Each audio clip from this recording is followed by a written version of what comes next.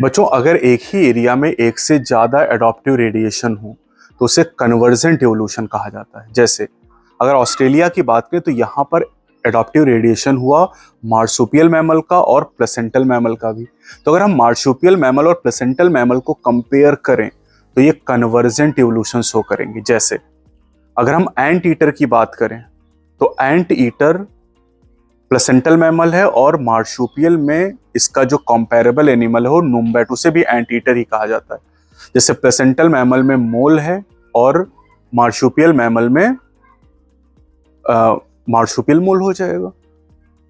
जैसे placental mammal में Ulf है और मार्सुपियल मैमल में टस्मेनियन उल्फ हो जाएगा। तो उल्फ एंड टस्मेनियन उल्फ हो गया, फ्लाइंग स्क्वेरल फ्लाइंग फेलेंजर हो गया, लीमर एंड स्पॉटेड कस्कस हो गया। इनको जब हम कंपेयर करते हैं इन पेयर को तो इसे कन्वर्जेंट एवोल्यूशन कहते हैं, क्योंकि जो लीमर है बेटा वो प्लेसेंटल मैमल है और जो स्पॉटेड कस्कस है वो मार्सुपियल मैमल है।